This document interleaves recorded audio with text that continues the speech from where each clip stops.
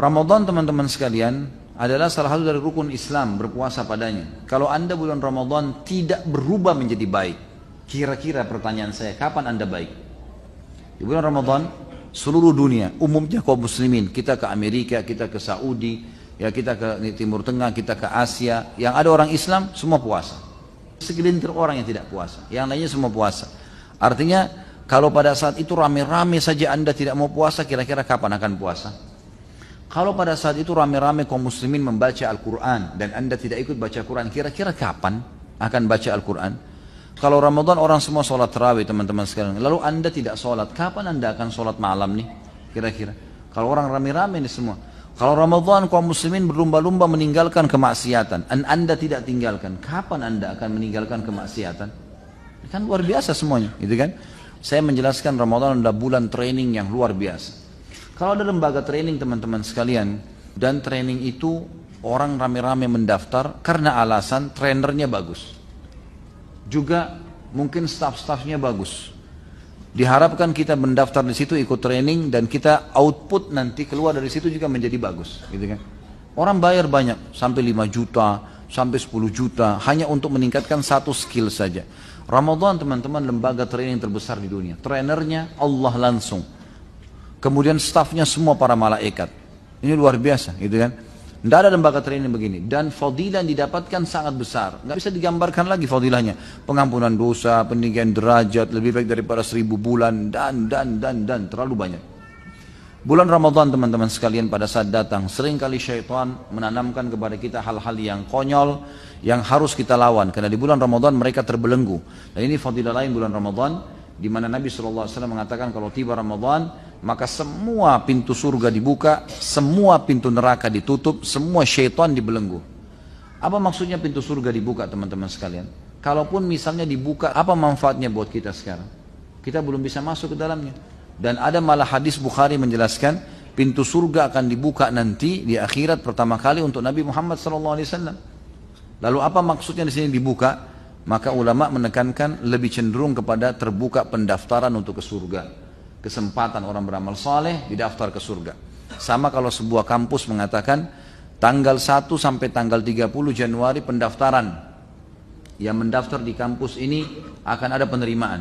Yang mendaftar kemungkinan diterima, kemungkinan tidak. Tapi tergantung, bisa saja lebih besar kemungkinan diterima. Beda dengan orang yang lewat depan kampus lalu berkata, saya mau daftar kampus ini. Tapi dia tidak daftar sama sekali, sampai lewat akhir bulan. Dapatkah sesuatu? Gak mungkin gitu kan.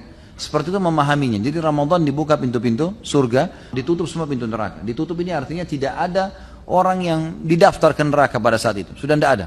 Ya, orang berbuat salah pun masih cenderung dimaafkan oleh Allah Subhanahu Wa Taala. Dan semua syaitan dibelenggu. Tapi ini perlu difahami, ada hadis yang lain berbunyi riwayat Imam Ahmad. Dan syaitan-syaitan itu dibelenggu sehingga mereka tidak leluasa menggoda seleluasa menggoda di luar Ramadan. Artinya masih menggoda. Cuma mereka tidak seleluasa di luar Ramadan. Ini fadilah yang lain dari bulan Ramadan tentunya. Dari bulan Ramadan. Bulan Ramadan teman-teman sekalian, sebelum tiba Ramadan karena syaitan akan dibelenggu, mereka menanamkan persepsi-persepsi negatif yang harus kita tepis. Misal, perasaan merasa berat karena menghadapi Ramadan. Puasa 1 bulan, nanti berat, nanti puasa, saya bisa atau enggak. A'udzu billahi minasyaitonir rajim. Saya bisa, sambut dengan gembira. Kita mau pergi haji, syaitan akan tanamkan sama tuh, nanti haji macet, padat. Kemarin tahun lalu ada informasi ada yang mati, nanti saya mati nggak di sana. Padahal kalau ajal pasti mati lah, gitu kan? Nggak mungkin tidak. Maka ini harus dilawan. A'udzubillahi minasyaitonirrajim. Salat tahajud, nanti kalau saya salat tahajud jam 2 atau jam 3, besok pagi ngantuk nggak ya? A'udzubillahi minasyaitonirrajim. Kerjain. Allah Subhanahu Wa Taala tidak memerintahkan sesuatu kecuali ada hikmah-hikmah di situ, gitu kan? Persepsi ini pasti tertanam kata para ulama dalam jiwa setiap muslim. Tinggal bagaimana dia melawannya. Ada persepsi Ramadan nanti lemas, nanti loyo. Ini semua tergantung kita bagaimana mensugesti diri kita. Niat itu teman-teman, kalau bahasa saya pribadi adalah sugesti. Niat adalah sugesti. Orang niat puasa berarti sugesti untuk puasa. Niat sholat berarti sugesti untuk sholat dan seterusnya. Orang kalau niat subhanallah, misal gini, kita mau niat puasa besok. Itu niat itu adalah sugesti yang sangat luar biasa ke dalam seluruh anggota tubuh kita, gitu kan? Dari dalam hati beranjak ke otak kita, dari otak disebarkan ke seluruh tubuh kita, sehingga tubuh ini siap untuk puasa, siap untuk tidak minum, siap untuk tidak makan. Memang begitu. Orang niat sholat, berarti dia siap untuk sholat. Kalau ada yang ganggu, dia terganggu tuh. Ini kalau sudah niat sholat tadi maghrib, udah niat mau sholat dalam hati. Begitu kita Allahu Akbar, ada orang ribut. Kita terganggu. Karena sudah niat, sugestinya memang tubuh kita, mindset kita sudah siap untuk sholat itu. Kita mau haji, kita mau jihad, semuanya begitu. Makanya niatnya yang harus kuat di sini. Bagaimana kita melawan persepsi negatif itu dengan sugesti positif, gitu kan? Enggak, saya tidak loyo, saya tidak lemas. Kalau orang makan sahur, kemudian syaitan atau ada bisikan dalam hatinya, karena syaitan masih menggoda ya.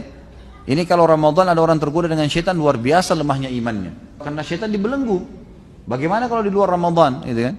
Kalau masih ada bisikan syaitan di sahur, nanti jam 11 kamu haus loh, nanti kamu lapar loh. Terus kita mengiyakan sugesti negatif itu, bisikan-bisikan negatif itu, nanti jam 11 haus benar, gitu kan? Masa kita mau dikalah sama syaitan yang bisikin nanti kamu haus, nanti kamu begini. Lain kalau kita disuruh sehari semalam 24 jam tidak boleh minum, mungkin berat. 2 hari misalnya. Ini enggak. Dari subuh hanya sampai maghrib dan pahalanya besar, gitu kan? Pahalanya sangat besar. Gitu. Jadi di sini kita harus mentepis sugesti-sugesti negatif syaitan, lemas dan loyo, keluar dari sugesti negatif dan kita masuk kepada sugesti yang positif kita. Sama halnya juga dengan masalah bulan Ramadan dianggap adalah bulan untuk balas dendam, tanda kutip ya. Ini saya nggak sahur tadi, maka buka puasanya balas dendam. Beli warna-warni, macam-macam, yang biru, yang merah, semua mampir. Motornya mungkin sudah penuh dengan kresek, gara-gara beli semua. Yang kolak dibeli, yang ini dibeli, yang itu dibeli, macam-macam. Begitu buka puasa nggak bisa dimakan. Ini salah, persepsinya salah. Nabi SAW sudah ajarin buka puasa dengan air putih dan kurma. Habis itu sholat dulu, pulang jangan kagetkan usus anda karena sudah istirahat, baru kemudian makan dengan tenang, gitu kan? Baru makan dengan tenang, insya Allah nggak ada masalah, gitu kan? Jadi justru kontrol, kata ulama, kalau orang puasa kemudian tidak bisa juga mengontrol hawa nafsu, mengatur makanan dan minuman yang masuk, ini berarti dia belum mendapatkan tujuan utama puasa, mengetahui bagaimana keadaan orang-orang yang susah di luar sana. Kita jadi tahu, makanya dimotivasi lagi, siapa yang membuka puasakan orang yang puasa, maka akan dapat pahala seperti orang yang dibuka puasakan tanpa dikurangi sedikit pun dari pahala orang yang dibuka puasakan itu. Kita berikan sebutir kurma, segelas air, maka kita akan dapat pahala mereka. Kita akan dapat pahala mereka, gitu kan? Makanya kejar untuk membuka puasakan orang lain. Jadi kita sudah rasa haus, rasa lapar, kita juga melakukan, membagi pada orang-orang yang susah di pinggir jalan, di mana-mana. Mereka harus berlumba-lumba untuk melakukan perbuatan-perbuatan seperti ini. Jadi ini persepsi negatif semua harus dilawan. Harus dilawan. Semua bisikan dalam hati kita atau di benak kita yang membuat kita malas ibadah, apalagi meninggalkannya dari syaitan. Lawan. Kalau kita nggak lawan sampai kapan nih? Syaitan mau setiap hari buku amal kita kosong. Gitu. Apalagi Ramadan puncak-puncaknya kita beribadah. Jadi persepsi negatif harus dilawan nih, gitu kan? Kesempatan minta surga, kesempatan menyelamatkan diri dari api neraka. Dan kata Nabi SAW, di bulan Ramadan Allah punya pembebas dari api neraka. Orang-orang yang dibebasin. Dan itu terjadi di setiap malam. Itu terjadi di setiap malam. Dan kalau tiba Ramadan, camkan baik-baik dalam diri kita. Allahu alam, apakah Ramadan ini Ramadan masih ya terakhir atau kita masih dapat Ramadan akan datang? Kita nggak pernah tahu. Bagaimana dengan orang yang lalai-lalai itu? Subhanallah, saya kadang-kadang semoga Allah kasih hidayah. Merasa sedih kalau melihat ada saudara-saudara kita muslim naik mobil angkot, ya Ramadan sudah pendapatannya kecil, terus tidak puasa lagi. Ini kira-kira luar biasa, rugi dunia, rugi akhirat. Berapa yang dia kejar itu? Dan itu subhanallah kadang-kadang mereka bisa puasa, tidak makan, tidak minum, tapi rokok tidak bisa.